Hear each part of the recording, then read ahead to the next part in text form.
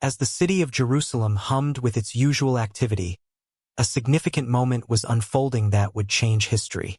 The air was heavy with anticipation as Jesus entered the city, surrounded by his disciples.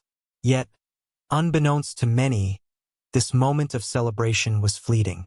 Just days ago, people had hailed Jesus as their king, welcoming him with cheers as he entered the city. But now the situation was shifting rapidly. Among his close circle of followers, one had already made a decision that would set events into motion. Judas, a trusted disciple, had left the upper room with a heavy heart, his mind clouded by the dark forces at work. In the silence of the night, Satan himself was said to have entered Judas, leading him toward the house of the high priest to seal his betrayal. Meanwhile, Jesus was finishing his Last Supper with his disciples, unaware that the storm was closing in. The tension grew as he moved toward the Garden of Gethsemane, a quiet place where he often prayed. The disciples, still reeling from the weight of the moment, had no idea that their time of prayer was about to be interrupted by Judas' return with the soldiers. The garden itself, with its ancient olive trees, bore witness to the turmoil that was to come. And then, as Jesus prayed, something strange and deeply unsettling occurred. The Bible describes how his body reacted in ways that defy comprehension. His sweat turned to blood, a condition known as hematidrosis, signaling the extreme emotional and physical stress he was experiencing. Yet, even in this agony, Jesus made an astonishing statement, one that would become central to the events that followed. "Father, not my will, but yours be done." As Jesus' prayer came to an end, the silence of the night was shattered by the sound of approaching footsteps. Judas had arrived, leading a band of soldiers, ready to carry out their dark mission. Without hesitation, Judas approached Jesus and betrayed him with a kiss, signaling to the guards that this was the man they sought. The disciples, filled with confusion and fear, were frozen in the moment. Peter, always quick to act, drew his sword and struck one of the soldiers, cutting off his ear in defense of his master. But what happened next left them all stunned. Jesus, with calm authority, healed the man's ear and allowed himself to be taken into custody, demonstrating a mercy that was beyond understanding. The disciples, filled with fear and uncertainty, scattered into the night, leaving their leader to face the gathering storm alone. How could this be? Just moments ago they were prepared to defend Jesus, even to the death. But now they were fleeing, each one running in different directions, questioning everything they had believed. The soldiers bound Jesus and led him away to the house of Annas, the former high priest, for the first of many trials that would soon unfold. The darkness of the night was palpable as Jesus was dragged through the streets, surrounded by an air of judgment and chaos. Annas, though no longer in power, was a man who held influence, and he sought answers from Jesus. The priest asked about Jesus' teachings and his followers, but Jesus, remaining composed, responded that everything he had taught was open and public, meant for all to hear. In this moment, one of the guards, unable to contain his anger, struck Jesus across the face. It was the beginning of the beatings that would soon escalate into unimaginable torment. But nothing Jesus said could prevent what was to come, for the Jewish leaders had already made up their minds. Jesus was a threat, and he must be eliminated. As the night stretched on, Jesus was taken to the house of Caiaphas, the high priest, where the trials would become even more intense. Caiaphas had been plotting for some time, and now the moment had arrived. The Jewish leaders, desperate to rid themselves of Jesus, were looking for any reason to condemn him. But Jesus, unwavering in his demeanor, continued to speak truth that only fueled their anger. When Caiaphas directly asked Jesus if he was the Son of God, Jesus responded with a bold declaration that left everyone in the room stunned. "I am," he said. And then, quoting the book of Daniel, Jesus added that they would see the Son of Man sitting at the right hand of power, coming with the clouds of heaven. This statement was not just an answer. It was a direct challenge to their beliefs, for in their eyes, Jesus was claiming to be divine. The high priest, in a fury, tore his clothes, a dramatic gesture that signaled blasphemy in their eyes. This moment sealed Jesus' fate in their minds. He was guilty. Meanwhile, outside in the courtyard, A different drama was unfolding. Peter, still reeling from his earlier decision to abandon Jesus, had sneaked into the area, trying to stay unnoticed. But his cover was quickly blown. 3 separate people recognized him as one of Jesus' disciples, and each time, Peter vehemently denied it. His fear was palpable, and in the moments following, as the rooster crowed, Peter found himself face to face with the piercing gaze of Jesus. In that instant, everything Jesus had predicted came rushing back to him. Peter had denied his Lord, just as Jesus had foretold. The shame and heartbreak were overwhelming, and Peter fled, weeping bitterly. The weight of his actions had shattered him, and his world, once filled with certainty, now felt like it was crumbling around him. As the night deepened, the trials continued with no end in sight. The Jewish leaders, now convinced of Jesus' guilt, knew they could not carry out the execution themselves. Under Roman rule, they lacked the authority to enforce the death penalty, so they had to bring Jesus before the Roman governor Pontius Pilate.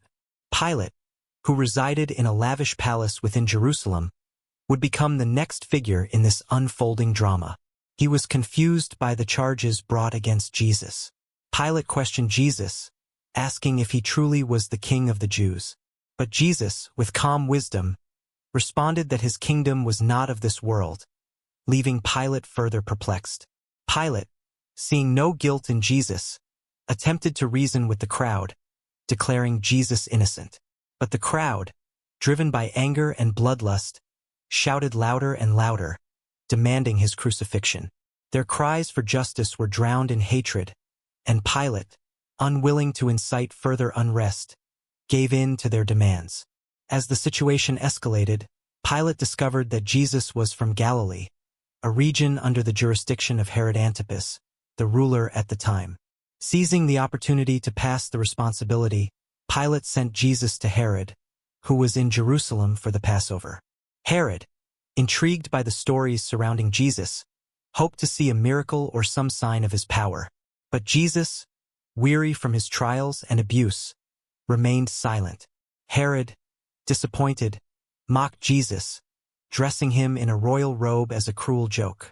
The soldiers joined in, further humiliating Jesus. After this brief encounter, Herod sent Jesus back to Pilate, declaring him innocent, but the crowd's demands were only growing louder. The religious leaders, now desperate, were not willing to let Jesus go. Their hatred had hardened into a relentless drive to see him crucified. The sun began to rise, and with it, the tension in Jerusalem reached a boiling point.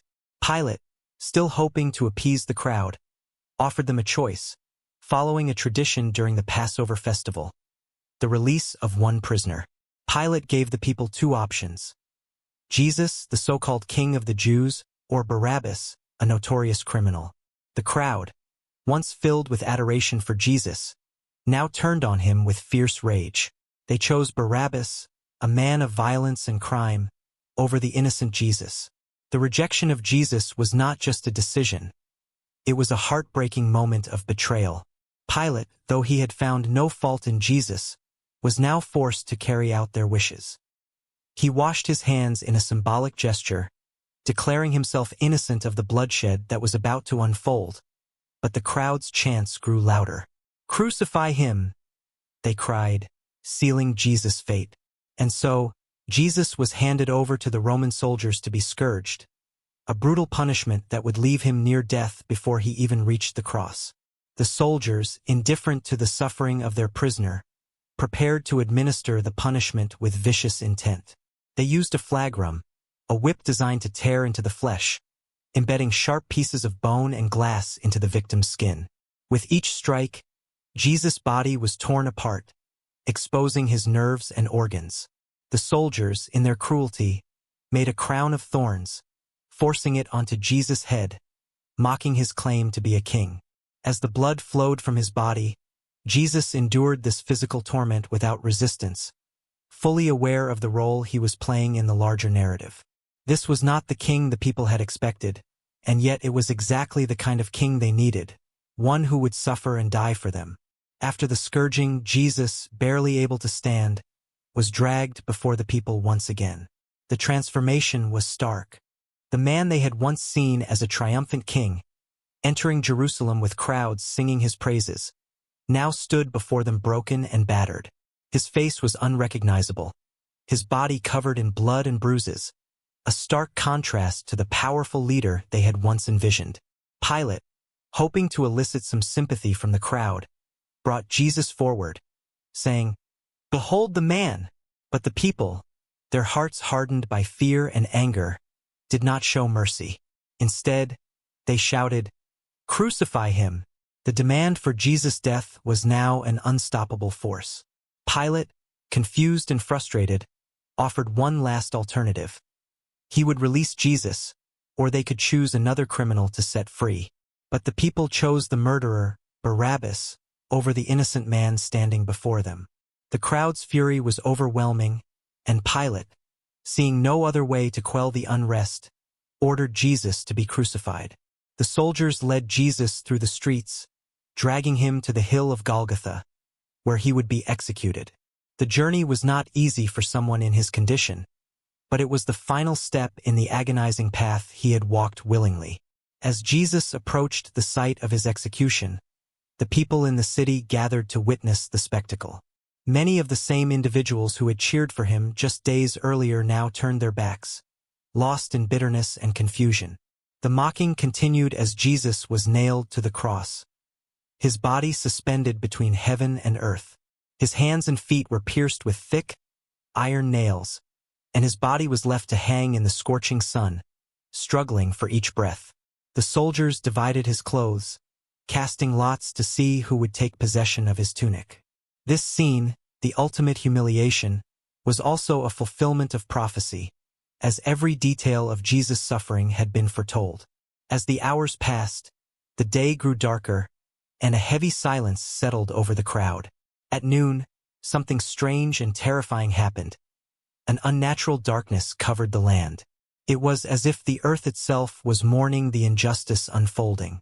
In the midst of this eerie blackness, Jesus, gasping for breath, spoke words that echoed across the ages. "Eli, Eli, lama sabachthani? My God, why have you forsaken me?" These words, often misunderstood, were not expressions of despair, but a direct quotation from the Psalms, a prophecy of the suffering that the Messiah would endure. Jesus, in his agony, was fulfilling the very scriptures that foretold his mission. The people watching may have thought he was abandoned by God, but in truth, he was completing the ultimate sacrifice, one that would redeem humanity. As Jesus hung there, each breath a struggle, he was fully aware that the end was near. The sin of the world was on his shoulders, and he, the spotless Lamb, was bearing the weight of it all. Just before Jesus' final breath, he made one last, powerful declaration. "It is finished." With these words, the work of salvation was completed. The price for sin had been paid. The veil of separation between God and humanity was torn apart, symbolizing the new access that would now be available to all who would believe in him. Jesus did not die because he had been forced into it. He died because he chose to. The sacrifice was his decision, one made out of love for a world that would not recognize him. And with that, he breathed his last, giving up his spirit willingly. The earth shook violently, and the centurion who stood guard over the crucifixion declared, "Truly, this was the Son of God." Jesus' death marked the end of an era, but it was not the end of the story. His body was taken down from the cross and placed in a tomb, but even in death, there was hope, for the greatest victory was yet to come. The days following Jesus' death were filled with grief and confusion. His disciples, shattered by the loss of their leader, did not yet understand the full meaning of what had occurred. The city of Jerusalem, once filled with hope at Jesus' arrival, now stood in silence, haunted by the events that had just unfolded. But as the disciples gathered in the aftermath, they could not shake the words Jesus had spoken. He had promised them that he would rise again, but at that moment, it seemed like an impossible hope. The darkness of the world seemed to have swallowed the light. However, on the third day, everything changed. The stone that sealed Jesus' tomb was rolled away, and the world would never be the same again. Jesus had risen from the dead, just as he had promised. The resurrection was not just a miraculous event. It was the confirmation of everything Jesus had said. It was the proof that he was, indeed, the Son of God, and that death had no power over him. The disciples, once filled with doubt and fear, were now emboldened by the reality of the resurrection.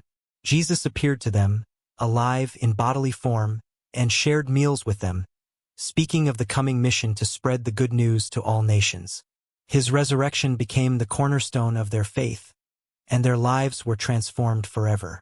Jesus had conquered death, and through him all who believed could have eternal life.